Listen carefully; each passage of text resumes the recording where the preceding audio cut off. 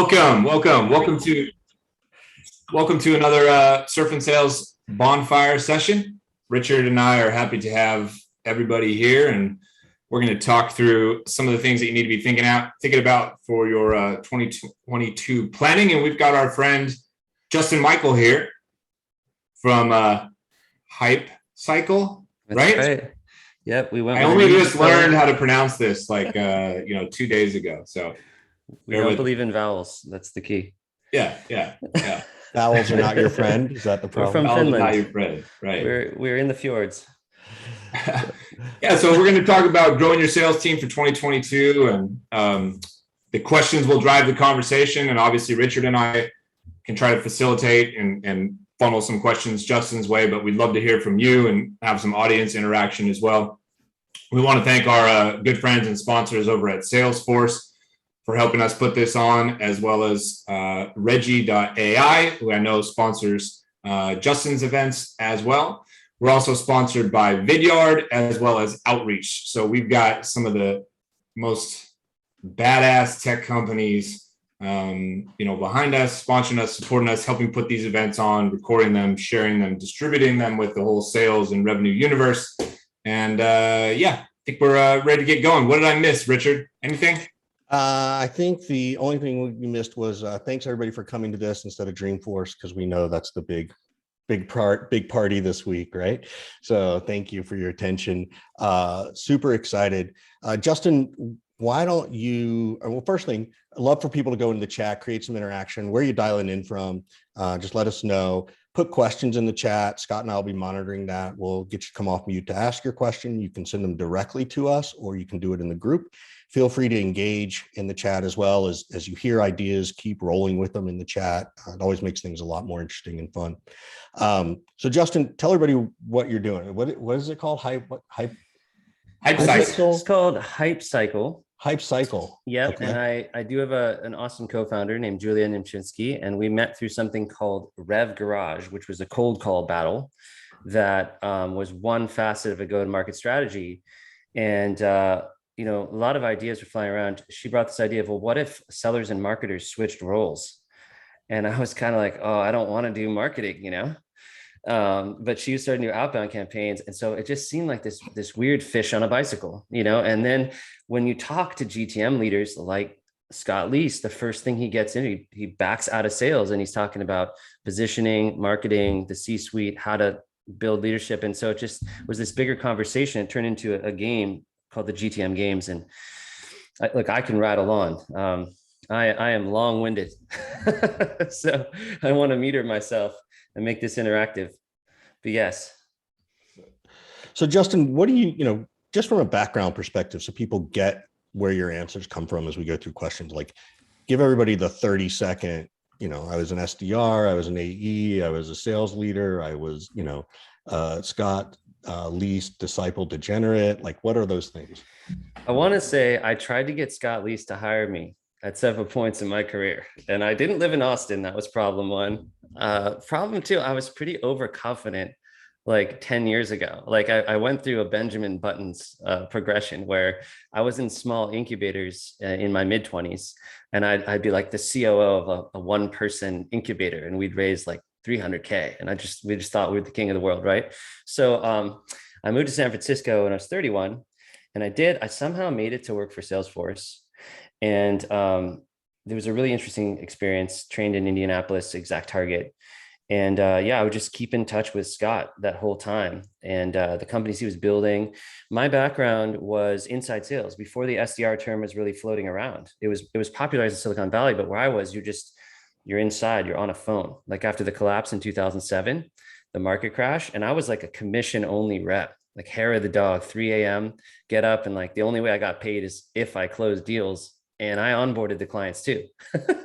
So it was pretty cool. It was like just full metal jacket, 100 calls a day. And that was, me at 27. And then I worked for a wide variety of startups. I ended up becoming a director of sales and an RVP and a VP, but they've never let me be the coach. It's always like player coach. Hey, can you do top funnel too? Can you take the SDRs too? Dial in SDRs. And so I was always had this weird knack on the top funnel piece. And I just became like a specialist at that. I probably worked for too many companies. I probably made a lot of mistakes, but like I always nailed the top funnel. So I was always in demand. And yeah, I turned 40 and I'm like, wow, I've been in sales for 20 years, something I fell into. So I decided to write a book called Tech Powered Sales, which actually was printed and shipped in America yesterday. So I'm really proud of that. Pick it up. And yeah, I've been doing consulting the last couple of years. It's just kind of caught on. And Richard Harris is actually the person about 2 or 3 years ago. I said, hey, why aren't you doing sales consulting? I'm like, I can't do that. You were the first person really to write to me about that, man. So thank you. I have advanced so many careers of consultants far beyond in my success, far beyond my success. Like it annoys me. Next time I'm going to just tell everybody you owe me equity. So it's true. So let's dive in though. So I know that one of the first things that people were interested in was the top 3 skills that sales leaders overlook when hiring, right? And this was something you and I talked about offline, but what are some of those skills? And then we'll talk about how do you determine what they are? Yeah, thanks for asking. I have hired hundreds of people because I actually came out of telesales before tech. Back in the day, I was sort of in the boiler room, Wolf of Wall Street environments where there really were quite a few scripts you could build and, different types of tactics, which these days I'm very transparent. So I love to look for grit, even if someone doesn't come out of a traditional sales background. Also, I feel like communications is an art form. Like it's a great college major to go to college and not really study, but it's actually human communications is very difficult to master the art of just communicating with a diverse array of people and being, skilled at conveying messaging. So I look for writing and communicating, and it's sort of an X factor. It's great communication. And the adaptability, like adaptation. So how do you, because grit is the new hustle, right? Like that's the word that everybody's using these days, right? Yeah. How do you determine grit? Like you're interviewing someone, they look good on paper. They seem to have a nice pedigree, but how do you know if they have grit? Sometimes they get gritty about how they try to get the job, which is interesting. Like I don't try to head fake them and like not respond to an email or not set it up. But there are these candidates that have a way of, starting to like work the interview like a sales process. They're like organizing the calendar, the agenda. They're following up with me. They've put the Zoom on. Like they're running a process with great precision and finesse and persistence. And I'm going, you see, people buy you it's the way you sell, not the product. And so the first impression is everything. Like beginnings are important. I always say from acorns to oaks. So you can kind of see in the first interactions culturally how it's going to be a fit. I have a lot of action bias, even to a fault. Like I'm a doer. I want to execute. So I do relate to Scott in this regard. Is right. I almost see Scott Leese as like the Kurt Cobain of sales. He didn't say, "Oh, I'm going to go like write a book." People said, "Scott, like you keep succeeding. Can you put it in a book?" They like made him write a book. He's not Guess who made him write famous. a book? Guess who made him write a book? So I'll give you one guess.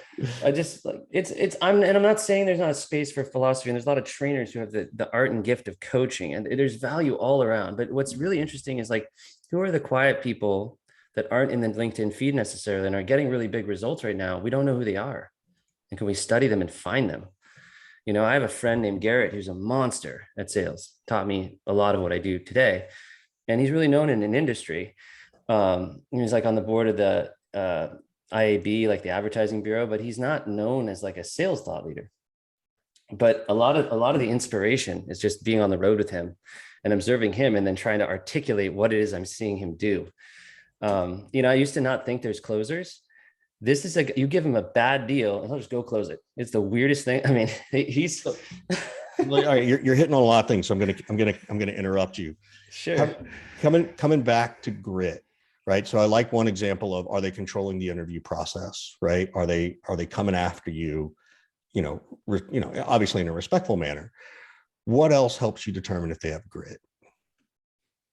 I think it could be the life story and overcoming challenges and various traumas and opportunities. And I don't want to give any judgment here, but there's just inspirational factors. It's learning about their personal and professional wins, whatever they want to open up about. Like, walk me through overcoming an obstacle or learning a skill or a time that you felt you mastered something and how you knew you did. And I'm a really big proponent of situational explanations. Like, I love to say, just like, take me through the last deal you did the entire way. Like, as it's like a multi-touch attribution waterfall. Like, tell me the entire story from the minute you saw that piece of business all the way to close one in as granular detail as you possibly can. Take me down to the wire, because this is where I find the gaps. Right. And then it's like, well, oh yeah. What are you looking for when you ask somebody to tell that story? Because if you asked me to tell that story, I feel like I would fail that exercise. What? I really do, because I don't pay attention to like every minute detail like that. I don't think that way. I don't communicate that. Okay, I got to call bullshit, Scott. You wrote a book called Addicted to the Process. Yeah, but I'm not. But that process is different to me than being able to identify like this deal that I closed 3 months ago or last year. Walk me through that deal, Scott. Like, how did it show up? What did you say? How many times did you talk to them? What transpired to get it? That would be tough for me. So I'm just trying to get you to articulate like the things somebody should look for there, and not overlook a candidate who might be really good, who struggles with that. Yeah. So I'm really big into different learning styles in psychology, and everyone has like 6 or 7 levels of genius. Aaron Ross calls this 31 flavors of SDRs. I call it XDR, all bound. There's all sorts of ways to get on a phone. You could be a data analyst, you could be a targeter, you could be a social seller. But I think it's right. If I'm sensing this is maybe a person that, their level of communication is via empathy. You don't have to be a Rhodes Scholar. They have a certain ethics presence, right? Like, you as a senior leader, I have a certain trust factor that you're going to tell me just a strategy or a tactic. All I'm trying to do is try to figure out, not to prove them wrong necessarily, but I want to understand how the deal was hard and there was a challenge and there was like a turning point where they influenced it. I want to understand their impact on that sale somehow. So sometimes that question will work, and you might say, oh, that's way too fine grained. I don't think like that. And I would say, well, okay. What about a point in a sales cycle where it broke down and you pushed through it? And like, I just want to try to get in that scenario, because then I can see how you sell. That makes a lot more sense to me, because I think you have to be able to articulate some of those things, but you don't necessarily have to go into like all of the granular details. And on some level, you're trying to gauge, how does this person think? How do they think? How do they overcome? How do they get around? How do they recall? What did they learn through that process, and how are they applying it moving forward? So that makes sense to me right now. One of the things that I think is almost universal with sales leaders right now is they're struggling to find talent. And as you prep for 2022, you really need to be hiring all these people right now who are going to be productive in 2022. If you wait till January, which a lot of sales leaders make the mistake of, and a lot of founders don't authorize the hiring until January, the problem is you spend cycles recruiting those people, then you spend cycles onboarding those people, and it's fucking April or May before they're even building any kind of pipeline and being productive. So how are you coaching leaders right now to stand out, win the deal, if you will, in terms of the recruiting war, get in front of as many people as possible? How are you advising folks on that right now? I saw that post from Jocko from Winning by Design yesterday about the ballooning prices of all the SaaS players. How it's just everybody who read that was like, yes, I'm about to get a big raise. We're all getting paid. Yes. Yeah. I was like, I want to live in that world, because in some of the worlds, like the one I came from in mobile marketing, because of some of the moves Apple made with attribution tracking, some of the salaries were impacted the other way because downward pressure on the technologies. It's almost like, there's flux both ways, I see. One of the huge things I used to do is you find a pocket of reps, like DocuSign is like 900 reps or something. So I'm up in Seattle and the DocuSign office is down the street. some people start working at my company that were at DocuSign. I'm like, who's great over there? And I'm like, who loves to make calls? Oh, there's this one guy, Alex, he's amazing on the phone. I call Alex and say, yeah, I got, I love it. There's some other managers. I want to be a manager. I got passed up. I was like, what if you, instead of an SDR, you came over and be an AE? So I make that move sometimes where I take someone who's a really assertive prospector, who's great at top funnel, and that's what the company needs. And so they need someone with a certain skill that's a piece of their AE bench that's kind of missing. And they'll give like a little rotational program to build them up in that new role. Purely hiring for SDRs and AEs, it's those back channel calls. And these aren't interrogation calls. It's really easy to find digital reps. It's hard to find the bold and the daring, I find, because you kind of get a reputation. I think we know what that is, but just define bold and daring versus digital reps. Yeah. So, I mean, and I don't like, I want to be very careful. And that's a profile here because I've seen people, I worked with an amazing rep. I'll name him. His name is Matthew Claus, and he's the best with Outreach.io I've ever seen. And he does the Josh Braun method, and he gets the meetings, and it all works. And it's like watching David Copperfield, and he puts hours into it, and he's extraordinary. He's a good cold caller too, but he's especially good at the personalization in the sequencers. He's in the book. But what I usually find is if there's an aversion to the human to human piece, then it's really hard because you have to reach insane volumes. And some of the digital methods, I'm kind of old school in this regard. Even though I write about it a lot, I find it to be like marketing analyst work. Like if you go to sell and you sit down, and you put on Spotify, and then you just like click a lot of stuff on a computer, it feels like demand gen, like a mini marketing agency. Like I like reps that are like, they're going to go talk to people, talk to customers, pick up phones. And it's just hard. It's a rejection dense, tough. It's the harder things. And maybe that's just a bias or preference, but I find that gets more success faster than the pure digital strategy. So understanding that that's what a good rep can focus on and look like, what do you see as the way to win the war on recruiting though? Are you trying to recruit both styles? Like, do you want a team of both? Do you want, what do we need to do to get the people to come to us? Because I think that's a huge piece that we're trying to figure out. Yeah, I mean, we know that diversity wins champions, diverse teams, and you want all the 31 flavors, and you want to go into the next predictable revenue, which is you take the factory and you put the people on the assembly line and you do the Henry Ford model, and then the people go away, and then there's a robot, and then there's a person coding the AI of the robotic arm, and then the whole factory is the robots, but then we actually have more jobs in every industrial revolution. So the first industrial revolution, the fourth, generates more jobs. The humans are off the supply chain, but they're building the software. It's creating knowledge work. To take this analogy down to the road is, if you can subspecialize, everyone's like, let's do Moneyball for SDRs. You cannot Moneyball a binary system. You can't have an AE and SDR. We're going to do Moneyball with 2 positions. Soccer has 11, baseball has 9, but doing sales has 2. So you need subspecialization. You need an SDR who only does social selling, a video-based SDR. So you just break up specialists until it's even more SEAL Team 6. And this is like the next wave is going to be subspecialization of the people and then convergence of the tech stacks. I know I spoke really fast. How should people think about their onboarding programs at the beginning of the year in 2022? Not everybody is virtual. Some people are. I think a lot of people are. Some people are hybrid model. Some people are back in the office. Like, how are you setting up and advising people to set up their onboarding programs to make sure their new hires are set up for success? What are the things that you've got to put in place in order to have a successful onboarding program now? Yeah, I am seeing a question from Eric Steves. I don't want to leave him hanging if that's part of the process. Thanks. I just wanted to quickly ask, in real life last night, I was on the phone at 7 o'clock with a guy who's like 25 and I know would write his own ticket in sales, but he doesn't know that yet. And I thought I would blow his mind showing him LinkedIn.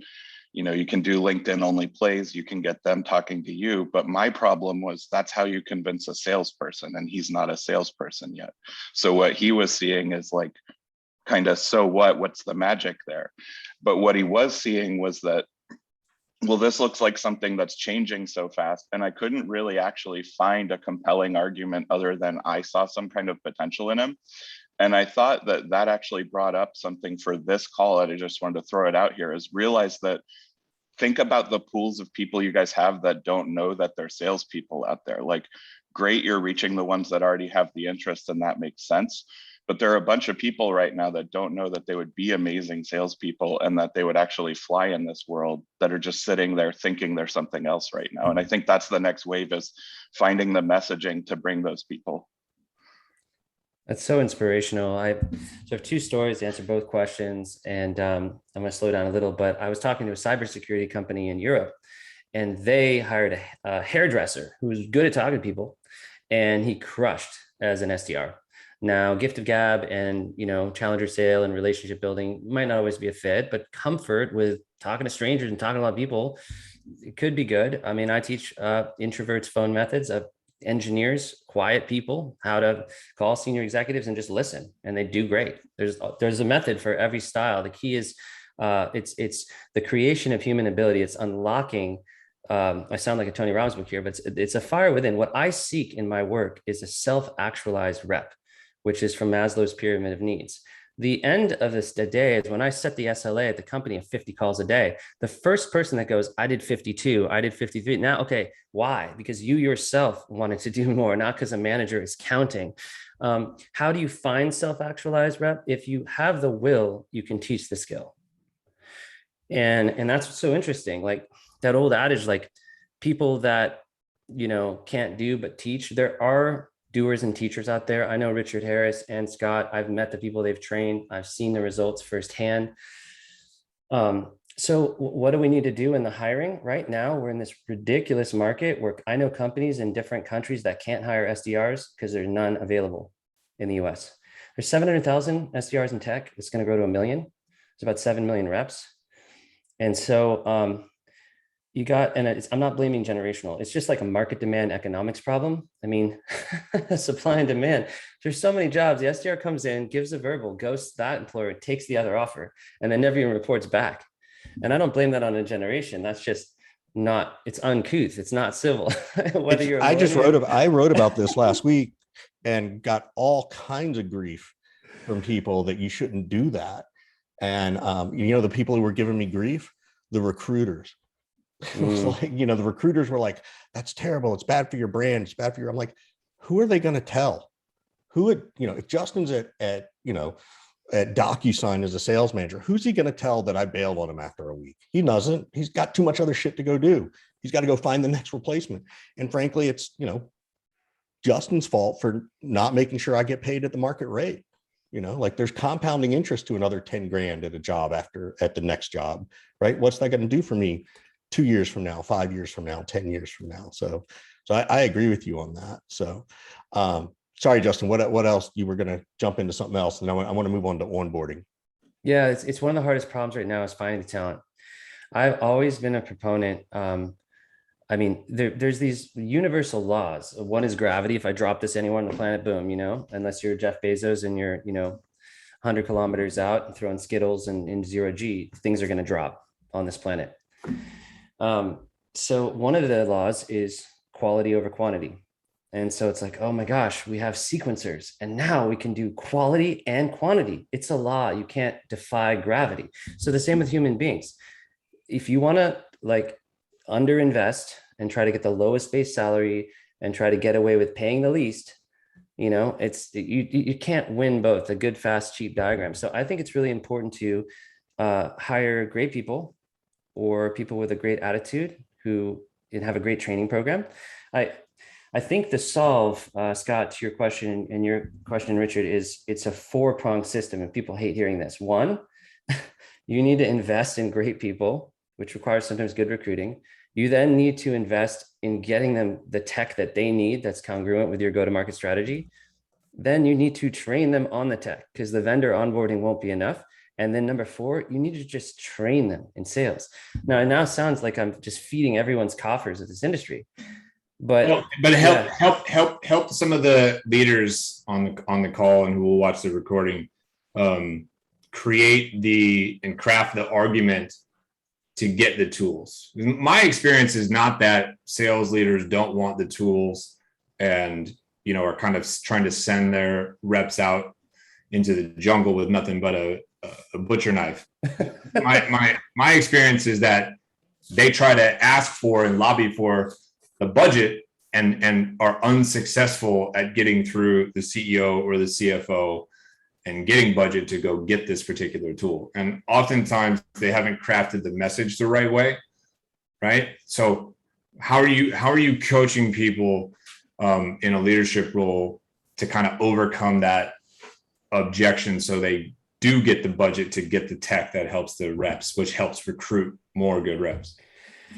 Yeah, so recently I've been inside some situations of tooling rebuilds of over $200,000, and I've been the champion brought in to talk about this and to get the stack, to advise on the stack, and to make sure it gets purchased. And the thing I go is like, you know, when I worked at different companies, I put up, you know, millions of dollars in pipeline. My record was $6 million in pipeline in 6 months. It's real. I got a 10X award for it at a random company no one's heard of, you know, that it's like Elon Musk expired. And I did that. And so the question is this, it's like, I talked to CFO. If you can put in 100 grand over here and I can turn it into a cash register instead of a cost center, if I can give a CFO an opportunity to put 100 grand over here and get 3X back, and I put the onus on the vendor and build the ROI calcs with the vendor and have the case studies and the reference calls. And I put a lot of accountability on the vendor, but I start that conversation in motion. So if we have the people, the process, the technology, we're trying to drive a 3 to 5X pipeline, and we're not talking about leads or MQLs or meetings anymore, but it's opportunity creation. Because here's what I get at the end of the day when I teach an SDR, I'm like, you want to create a customer. Hitting your comp plan, your vanity metrics, how many meetings, how many opportunities is nothing.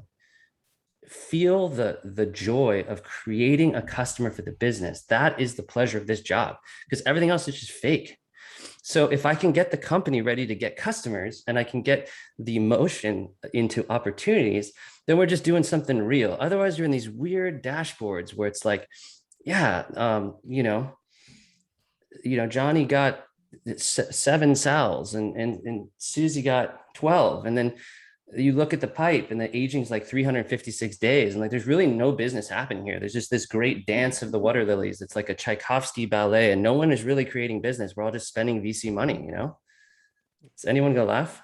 Applause? Yeah, let's, I know Trisha had a comment and I was wondering if it also formed a question. So Trisha, I unmuted you. I didn't know if you wanted to jump in or you want me to get it started. It wasn't so much a question, but I like the idea of when you were doing subspecialties. It just sparked an idea saying, okay, I've got somebody who writes really well. I'd have somebody who's really social. I have another who could talk all day on the phone, but none of those can do all of the 3 things very well. So it just sparked an idea of being able to change the dynamic of the team and then change the compensation that they would get so that they work better as a team, and see where that may lead. What are some of the ways that you might help Trisha out, Justin, and build a comp plan that supports that kind of structure? Yeah, so you'll need obviously some different commission systems. A lot of times the SDR AE industrial complex is built and supported by the SaaS matrix, because there's no way to buy software to have variable ratios for all your SDRs and AEs and create this patchwork quilt of 31 flavors. Step 1, Trisha, is you're aware this exists. Like, what we hold dear in SaaS as an SDR AE, it is an industrial complex. No one's come in and said, let's change all the acronyms and roles. You've got someone who came out of Stanford, studied applied statistics, and is basically like scientist smart. They're sitting there clicking a button one at a time doing data entry. And I'm not relegating data entry. It's great. You can get it done in a lot of places in the world. You can do it yourself. But what if they're really gifted at podcasting or analyzing data, or you want to put them in Tableau and have them take a course at night in R, and they want to start coding Python? I've seen people who are first-year SDRs doing the most elaborate technical stuff, and the company's just sort of ignoring that and being like, oh, where are the leads? You know, like just wasting the ability of that rep. So seeing the strength and the genius skill of each person, and even 20% of the time being like, okay, you take the YouTube channel, you do this social thing, and then maybe comping them with a bonus structure where there's spiffs, or if you have the sophistication to do it, figure out what makes sense to them and have a variable comp plan based on the different roles on the team. Now, I mean, it does create issues with like, balancing, but if everyone can kind of get toward the same OTE, so they feel maybe compensated differently for their specialization. I don't know, Scott, you may give me a demerit with that. That might create morale issues, but I mean, there's a guy named Justin Roth Marsh that's experimented with this stuff, which is the organizational design of the sales team itself. It's a lot of additional work and it's much harder than just doing SDRs and AEs. So yeah, what do you think? I just love all the references you're dropping because Scott's like, aside from the Matrix one, I don't think he remembers them, I'm just getting Maybe ready Boiler for Room. Scott Maybe to be like, he might have picked up on Boiler Room. So, but I love the industrial complex. That was hilarious. That's really, really, really cool. I want to, I know, let me go find it real quick. I know Henrik's on, yeah, so he is on travel, so he can't come on screen, but what do you guys do to maintain the high level of performance and the operational tactics? And, his point was the shit tasks, right? I don't know, Henrik, if you can even type in what some of those shit tasks are, but I'm curious to that. It's probably, I would assume it's a lot of like administrative data entry, lead enriching, all of this kind of operational stuff. So you're asking me my style on this? Or what do you do? Yeah. How do you, I guess the question is, how do you coach a rep to work through it? And then two, how do you as a sales leader change the culture, right? To get your leadership to realize that typing in phone numbers is a colossal waste of time. So I was on about 13 sales teams, and then it's really elaborate story how, but I've consulted, it's somewhere closing in on 200 entities on top funnel, because I worked for a company called Outbound Works where we had 100 customers at once, where I ran what is RevOps of today. Everything that broke was just on my desk. So I was working every waking hour and living in San Francisco 1 week a month, and it was nuts. And we had amazing VCs behind us. When I was actually in the field as a rep, as a VP or RVP, as a frontline seller, when I got on a team and no one was on a PIP, it worried me. I didn't feel like I was in a performance organization because there was no discipline. No one was being disciplined off the team. It was loose. There's a loosey-goosey feeling. So there's like the hand of love and the hand of steel, and we can do this in a humane way. But if there's no measurement of performance and accountability, and we're all just going to wing it and have this kumbaya culture, I love that. But I don't feel like I'm on a strong team if there's no discipline funneling down. As far as taking work off the performers from a technology perspective, and I've had engineers read the book, about 70% of what an SDR does or a hunter can be automated. It could be. There's certain things like synthesis and acumen and trusted advisor stuff that AI will not be built till 2050, probably the year 3000. So you're safe if you're being strategic. If you're sitting there doing data entry, there's ways to do it. You can have VAs do it. You can have like a data analyst team where you break off some SDRs that they do the targeting and enrichment. I've worked with people that they actually love working in Excel and doing pivot tables. And I used to nickname a friend Macro because he just loved it. That was his strength. So let them work your data and figure out all the sources and ways to enrich it. So yeah, I don't know if I got tangential there, but what do you think of that one? You did, but that's what you do. Like, that's why you're a cyborg, right? It's okay. That's why people send me these. Right, exactly. But my real essence is this, right? Right, there you go. So there's, by the way, if anybody needs to get through to Justin, that's how you get through, right? Woodcuts. Carve wood at home, send it to me. I'll buy from you. I think part of the question becomes, I think it's for me, it's just, you got to put down the numbers and show them why you need to do it. But oftentimes executives don't want that. They don't want to know that you got an SDR to go out and build YouTube videos. They don't want to know that you've got an SDR who's sitting there writing, like, to some extent, they almost feel like that's a marketing play, or, well, they should be doing data entry because that's just what it is. And it's too expensive to go buy, one of the lead gen tools. So I think that's a play where you have to just put down the numbers. I want to move on to the next topic of onboarding, which you hinted at, what does a good onboarding process look like, and how long should it go? And I'm setting you up with that second question. I think it's good to get on phones within the first couple of weeks, to have some playbooks. I love the drills. There's this learning pyramid that from NTL. It's some national transport. It's some group that studies retention of skills and knowledge. And basically, if you drill and teach, and Kevin Dorsey calls this the teach back. If you drill and teach something yourself, the retention is 90%. If you just go see masterclass or something and it's static, or then sometimes it's only 20%. So what's been successful with my training and coaching is pairing up the reps to tear each other's emails down, to look in their LinkedIns, to look at their brands, to actually do mock cold calls. We did an amazing simulation with Scott, where he's the advisor looking at their pitch, and he was awesomely hard, but it was real. Because then you go to do these role plays and everyone just is nice. And I'm just like, okay, now medium, run it again, now hard. Because the buyers who buy are the hardest to get to and the most skeptical and often the saltiest. That's when I know when someone's being really nice and getting along call, I'm like, this is not the buyer, because ultimately, like, the buyer asks the hard questions because it's their money on the line. So in the onboarding process in the first 2 weeks, I'm developing subject matter expertise. I'm doing a lot of drills. And here's one that might baffle everyone. I finally was in a company that forced me to do a full technical demo, and it was awesome. Like, the sunlight came out. Didn't mean I needed to know how to code. It meant that I knew where to click all the buttons and what everything meant in the dash. And I didn't need a sales engineer. It took me a month to nail it. And then I had to pass the test with the CEO and the CFO and the CTO. And they all sat there and they flunked me. They're like, it's good. It's not mind blowing. So I went back and did it again. I remember just jogging and running this script in my head to try to figure out where everything was platforms, like these 4 tabs. And there's this whole choreography of running a technical demo like a sales engineer. But it was really just discipline and repetition. That might not happen in the first 2 weeks, but I would, it's a contrarian statement. If you sell software and you can demo it and you don't have to actually code, but it's technical, you can learn to do it. I did. I don't code. That's what I got.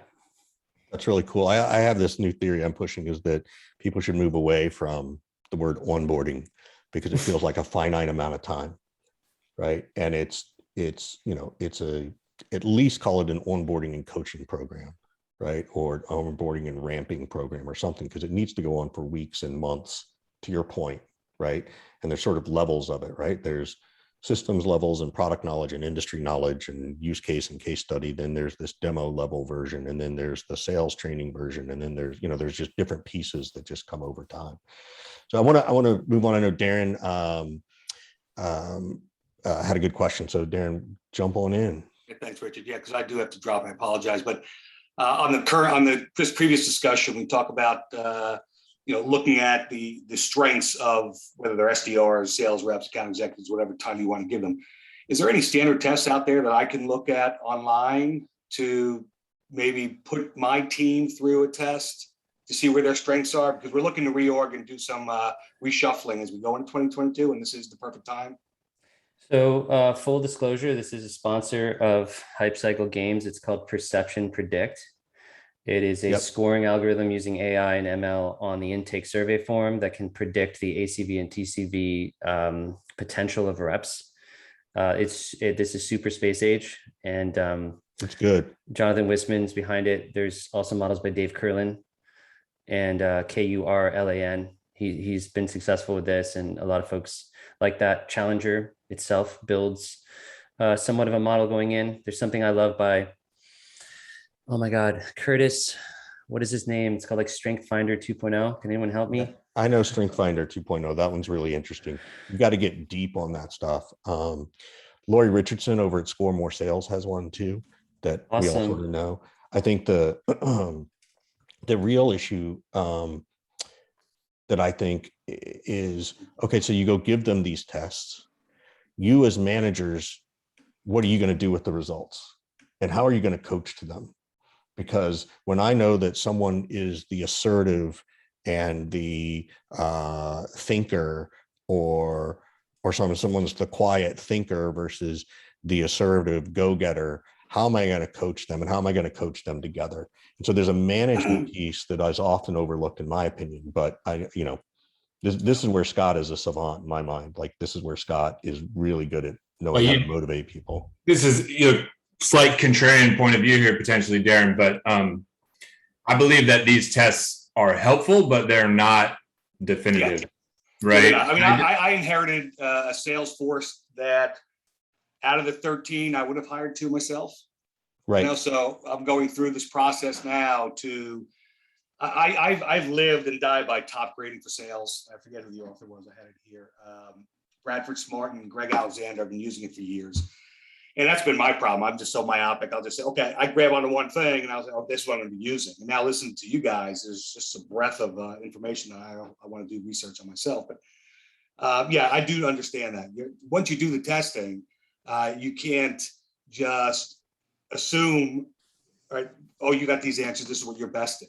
You still have to understand the personalities. You still have to understand, you know, what their goals are. You know, like you say, I'm not going to hire an SDR or an account executive that has been selling multi-million-dollar deals and put them in the SaaS sales where, you know, he's selling cybersecurity at 2 cents or $2 a user. It's not going to happen, right? But this is good stuff. I appreciate it. I do have to drop. I'll listen to the rest. I do have one thing to end on. My last new hire, the one guy I hired, he was the director of operations for a restaurant chain. And what we do, we're a distributor of cloud security services. Go figure. He's now my top sales guy. Yeah. I found that he had the will to succeed. I had multiple interviews with the guy because I was very, you know, little antsy on taking somebody from that extreme. But when he got on board, the onboarding, which I hate that word too, but the training we've done with him and just practice what practice what I preach, right? So when I tell these guys, right, and we sell to managed service providers and IT resellers. So when he got his deck, I made the calls for him. I did the introductions. I said, this is how you do, this is what you do. So I've always been a practice what you preach or you know, that kind of development, if you will. And this guy has the highest percent growth of his deck than anybody. Great. Yeah. I know you have to go, Darren, but there's one of the highest level GMs in the Salesforce Marketing Cloud ran restaurants. And he used to walk me through a crazy service when like 200 people came to this restaurant, how he had to get everyone to coordinate. And he says the same with the big enterprise team. So yeah, well, Justin, my degree is in hotel, restaurant, and institutional management. It's tough. There you go. That's one of the toughest. And Scott Forks Up, Arizona State. Shit. Damn it. Yes. Finally, I get support. Finally, no more Wildcats are on the call. Oh, God. No. All right, guys. I appreciate it. I do have to drop. I'll listen to the recording. And Richard, thanks for everything you do for us. Thanks. Anytime, man. Anytime. So, any other questions coming from the audience? Gavin, I know you keep bringing your screen on. You got a question, so we'd love to have you ask it. Or no, you're good. All right, cool. So I want to sort of move on to a slightly different topic, Justin. One of the things that we're hearing all of this year, and you know, you and I are alike in that we started in inside sales. So you know, I hear this question: how do you turn an outside rep into an inside rep? And I'm like, really? Like, come on, like, is it that hard? What have you seen? And to your point, I like that word, you know, that bias. I'm like, I've been so biased to inside sales that, you know, we were called telesales for a while, which was, you know, of course, insulting. But how do you what advice do you give those outside reps and make them inside reps? Because the world is going to shift heavily.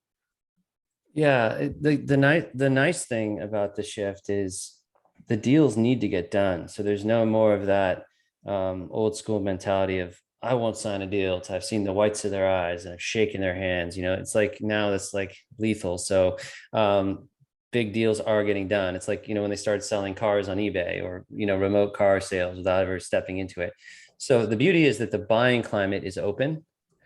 And then if you're an outside seller that's gotten by with tonality and charisma or whatever that X factor is, that you have this relational skill with people, there's a couple of things. So Zoom is actually an impediment. You can only have 16 Zoom calls a day on 30-minute blocks from an 8 to 5. And people are Zoom slammed. And so I don't use a lot of Zoom because I can talk to 30 people a day, 50 people a day, 7-minute call there, 7-minute call there. I call people all the time out of the blue. Scott knows I used to call Scott Leese to be the Empire State Building. It was like 7 p.m. Like, hey, Scott. I just call him randomly on his cell because it's fast. Don't take a ton of his time. I have a question. well, I can chat to him and wait for it. And that's cool too. But I'm kind of just wanting to build maybe a just unique connection. So, calling people, networking around, like you're on LinkedIn and you're just having these blazing chats while you're multitasking the other person, like I'm on here giving a webinar, but I'm talking over here, like turn some stuff off, pick a person and actually just connect with them for a short amount of time, but 100%. It's not being done a lot. Everyone's multitasking everyone else, but I think that's the beauty of the field rep. What do you think they're afraid of? What do you think those outside field reps are afraid of when they have to come inside? Is it just because it's emotion they don't know? Is it new, right? So, is it, oh my God, I'm going to be micromanaged because now they know everything I'm doing? Like sales, after you're a veteran in it, is a lot like baseball and pitches. That knuckleball or that certain fastball, a certain tell when the, you have this play that you run, that you strike them out, or you have this pitch you can hit where you can hit it out of the park. And when you're a field rep, like I used to go to events and do these dinners. And then when I was closing the deals, I just ordered like Justin wine because it's famous, the Justin bottles of wine. Like I had all these in-person motions that were hilarious and interesting. And I had a whole world of events and I closed tons of deals because I just knew people. And it's very hard in the synthetic sterility of sitting back behind screens in 2D. Now, all these companies are start building us 3D software. So what Mark Zuckerberg's trying to do is go up into a virtual world and be in 3 dimensions is probably helpful because 2D environments really hurt us.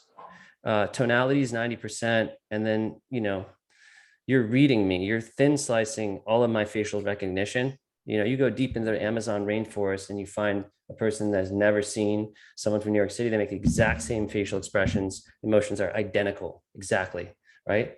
So the problem is that we've kind of cut off our human to human interaction. So the more you can do video, the more you can get face on the screen, but the more you can show you care by giving the focus. 7 minutes of you showing a person you're doing nothing else but talking to them, and they can really feel the intensity of your focus, will make you stand out. Really stand out. I'm bad at this. So I'm doing it right now. So field reps fear is that they lose that ability.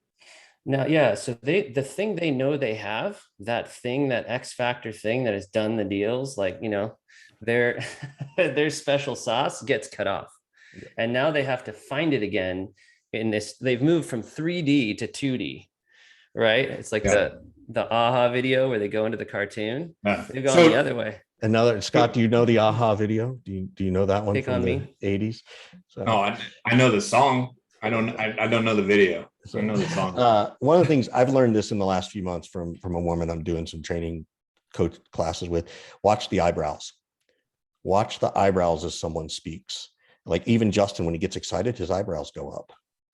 And, we always look at this, we always look at this piece, but sometimes you need to look at the eyebrows because this is what you're looking for, not the arms crossing, right? So pay attention to the face more than you pay attention to just the body.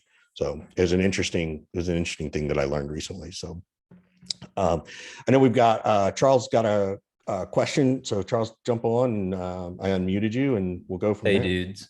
So my question was, I'll just read it verbatim. Basically, other than the obvious things like product knowledge or sort of leadership and things like that, what kind of things should a new hire pay attention to at a new job? Is this Keystone? It is. Cool. Some people are in some of my communities under different names, but I recognize your voice. That's an important one. So specifically new hires in this new world, what to pay attention to. I met an executive from Marketo. He's at Syncery now. His name's Scott. He was number 10 at Marketo. He sits with his phone. He checked his phone number, his cell phone in all the databases. No one calls him. He tells me, I said, for real? He's like, yeah, no one calls me. He said, anyone calls me. Someone calls me and it gives me a bad call. I pick it up. I take the meeting because no one calls me. And I'm like, that's so bizarre. He's like I think he's like a CRO or an SVP at this Syncery company. He's all over the LinkedIn feeds. I'm seeing him commenting all the time. We do this all. Scott and I'll give out I'll give out Scott's cell phone number. Richard gives my phone number out. That's hilarious. But I give mine out and we tell people, call us, text us, and nobody does. It's bizarre, right? Like my phone number is in my LinkedIn profile, and I get hit up with these stupid messages on LinkedIn. It's like, at least make a phone call, right? So This is the danger, is that you think you're making progress because you're talking to a human over digital, but you're not. So I met with this financial advisor. My friend's dad, he's at Oppenheimer, has like 500 million under management. I was like, what's the secret to comms and client handling? Because if you've got like that much money under management and something goes wrong, I just feel like someone's going to come in your office and tear your head off. Like, how do you keep these people calm? Right. And he tells me, he's like, if you sit down with someone and talk about their finances and you sit calmly in front of them, okay, the next wave, the phone call, he's like, that's here and the phone call's here and the internet, like here's the top of the building, the middle of the building's the phone, and the basement is the social media.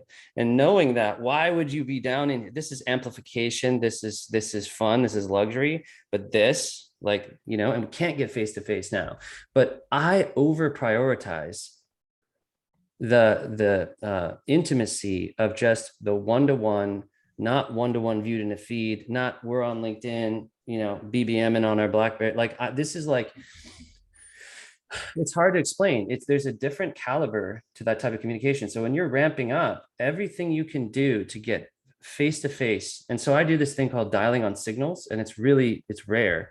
Someone views a profile and it's my prospect, I call them. Someone starts lighting up a chat in LinkedIn, I call them, hey, I'm looking at this chat, you're commenting. Nobody does this. Like 1 in 1,000 people. Why would you do that? Because I'm going to get carpal tunnel. I mean, I type 14 hours a day. I mean, I don't want to type anymore. I want to talk to you. I'm watching someone doing hundreds of words in this little quagmire here. I'm just going to pick up and be like, you obviously don't like this idea. What do you really think? Can we just chat about it? You know? That's awesome. Well, this has flown by. So thanks so much, Justin, for joining us. Obviously, people can find Justin on LinkedIn. Justin, feel free to give out your phone number to see if people will actually call you if you want. I would, but check this out. The founder of LifeLock, he started driving a truck around with his social security number. Yeah, I remember that. To this day, he's on the dark web with his identity stolen. So he failed. That has nothing to do with anything. You can have my number. It's actually in every database accurately. So it's awesome. Quick shout out to Vidyard, Reggie.ai, Outreach.io, and of course Salesforce for sponsoring these events and helping us do these things. And thank you all for your time. Just, you know, as a quick reminder, Scott and I are doing an SKO event, how to plan your SKO, coming up soon. I'm going to be also doing another event with Vidyard on how to do video. So feel free to check out my website to find that stuff. And I will quickly put the SKO prep in the chat. So if people want to go register, they can. Hit Scott and I up on LinkedIn. If you find my phone number on there, it's not hard. Feel free to call me. But thanks, everybody. We really appreciate everyone's time, and look forward to seeing you at the next one. Yeah, Bye, I just want to really appreciate everyone, and thanks so much. See you soon.